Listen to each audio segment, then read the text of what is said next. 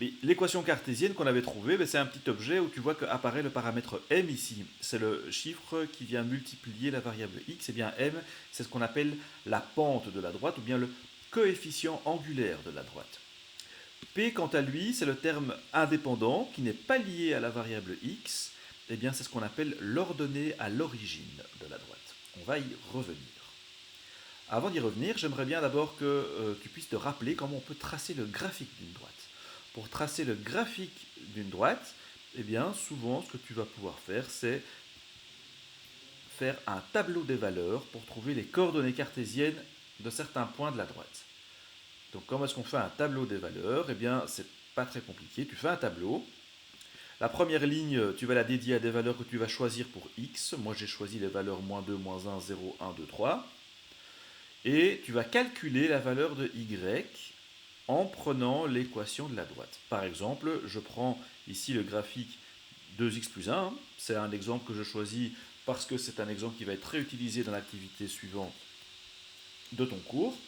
Donc si la droite ici est y égale 2x plus 1, l'équation de la droite est y égale 2x plus 1, eh bien je vais simplement calculer la valeur de y si je connais la valeur de x. Si x vaut moins 2, y c'est 2 fois moins 2 plus 1, ça fait moins 4 plus 1, ça fait moins 3.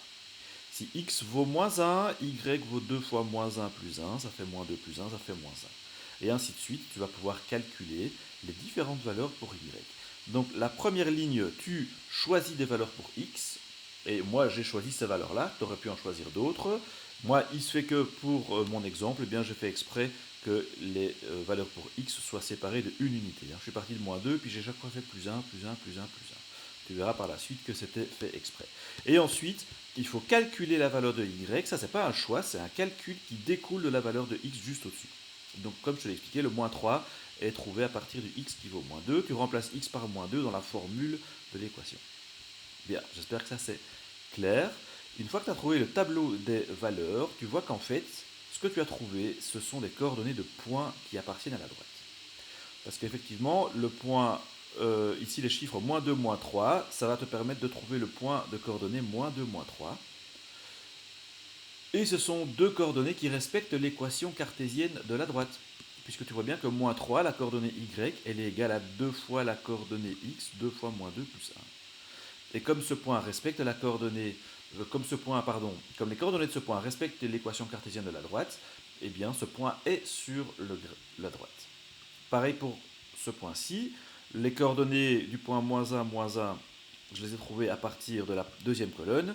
Le point 0,1, je l'ai trouvé à partir de la troisième colonne. Le point 1,3, je l'ai trouvé à partir de la quatrième colonne, etc., etc., etc. Et tous ces points-ci que j'ai trouvés, eh bien, leur coordonnée cartésienne respecte l'équation de la droite, puisque la coordonnée y est égale à 2 fois la coordonnée x plus 1. Et donc, ils se trouvent sur la droite. Donc, il suffit d'aller taper ces points-là sur la droite et de les relier. Tu vois que le point A, moins 2, moins 3, ben, je peux le mettre ici. On peut leur donner un nom pour la beauté du sport. Ici, j'ai A, B, C, voilà, D, E, pareil, je ne vais pas le marquer, pas perdre du temps, ok, je ne vais pas faire des vidéos trop longues. Mais donc, une fois que j'ai trouvé les coordonnées de ces points-là, grâce au tableau des valeurs, j'ai plus qu'à les relier, et quand je les relie, c'est bien une droite qui apparaît. On voit que tous les points sont alignés. Ça va? Eh bien ça, c'est le graphe de la droite y égale 2x plus 1. D'accord? Voilà, premier rappel que je voulais te faire. Maintenant, je vais m'attarder sur la notion d'ordonnée à l'origine. Pour ça, je vais passer sur un autre petit tableau. Je vais ouvrir ce tableau ici. Un rappel sur l'ordonnée à l'origine. Si je reprends mon exemple y égale 2x plus 1, l'ordonnée à l'origine, c'est la valeur de y ici que tu trouves quand l'abscisse vaut 0. C'est-à-dire quand x vaut 0. Donc tu remplaces x par 0 dans l'équation de la droite et tu trouves que y, ça vaut 2 fois 0 plus 1, ça fait 1. Et 1, c'est l'ordonnée à l'origine. Tu vois bien qu'au niveau des couleurs, ce qui est en bleu là, c'est l'ordonnée à l'origine en bleu. Et le graphe passe donc par le point de coordonnées 0, 1. 0 parce que par définition c'est quand x vaut 0, c'est ce qu'on avait choisi juste au-dessus. Et 1 c'est la valeur de y quand x vaut 0, c'est l'ordonnée à l'origine. Ça va? Et donc le point 0, 1, il est sur l'axe y, c'est le point d'intersection avec L'axe Y, c'est bien ce qu'on avait vu dans le graphique ici.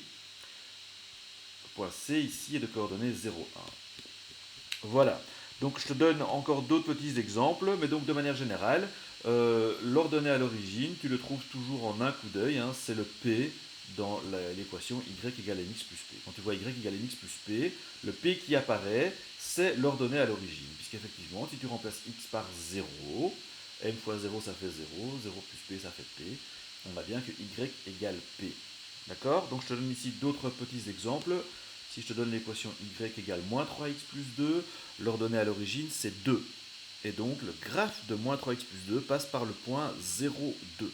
Ce point-là, il est sur l'axe y. Y égale 2x moins 8, l'ordonnée à l'origine c'est moins 8, parce que quand tu remplaces x par 0, 2x moins 8, ça fait moins 8.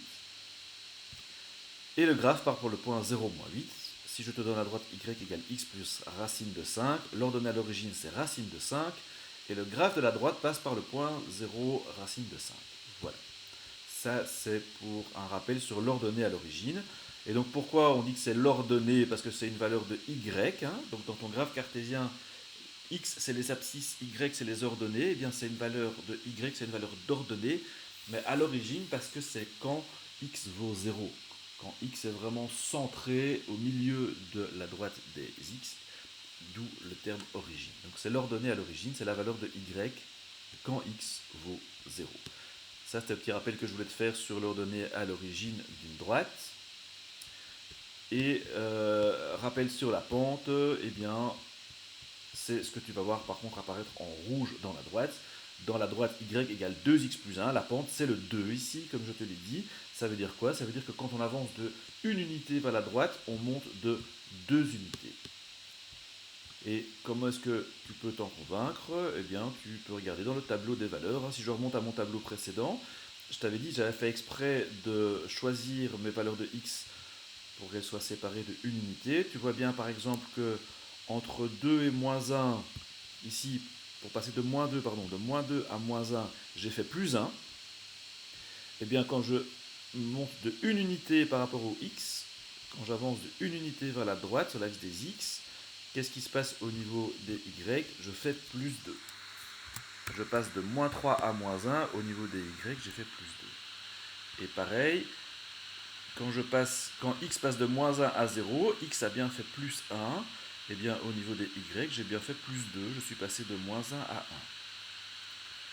Pareil ici, quand je passe entre 0 et 1, je fais plus 1 au niveau des x, je fais plus 2 au niveau des y. Donc chaque fois que je fais plus 1 au niveau des x, je fais plus 2 au niveau des y. Ici aussi et ici aussi. De 2 à 3, je fais plus 1, de 5 à 7, je fais plus 2. Ok? Et c'est pour ça que graphiquement, chaque fois qu'à partir du point A, de mon premier point, moins 2, moins 3, quand j'avance de 1 unité vers la droite, c'est quand je fais plus 1 au niveau de mes x, je monte de 2 unités vers le... Je monte de 2 unités, donc je me déplace de 2 unités vers le haut, c'est le plus 2 au niveau de mon y. D'accord?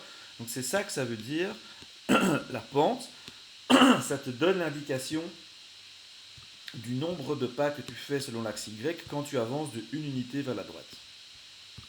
Si tu as bien compris ce que je viens de te montrer dans le tableau des valeurs. Et ça correspond au vecteur 1, 2. Parce que quand on avance de 1 unité vers la droite et qu'on monte de 2 unités, ben on a vu, on pouvait représenter ça par un vecteur, c'est le vecteur de composante 1, 2. Et je te donne d'autres exemples. Si tu donnes la droite y égale moins 3x plus 2, on voit que la pente vaut moins 3, c'est le coefficient devant la variable x. Eh bien, ça veut dire que quand tu avances de 1 unité vers la droite, tu descends de 3 unités. Et ça correspond au vecteur 1, moins 3. Quand tu avances de 1, tu descends de 3. Et pareil pour encore un dernier exemple, plus généraliste. Si je reviens à la forme canonique de ma droite en forme littérale avec des lettres, y égale mx plus p, ça veut dire que la pente vaut m.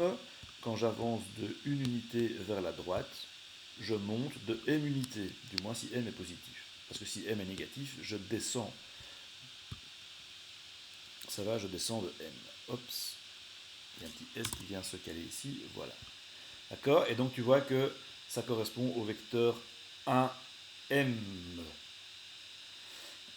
Et le vecteur 1m, eh bien, c'est un vecteur directeur de ma droite. Okay? Et donc là, si tu as compris tout ceci, je t'invite vraiment à faire pause dans la vidéo si tu le souhaites.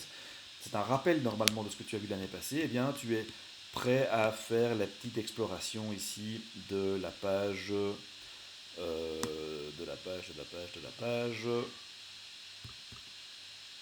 voilà ici, de la page 17 de ton dossier. Ok.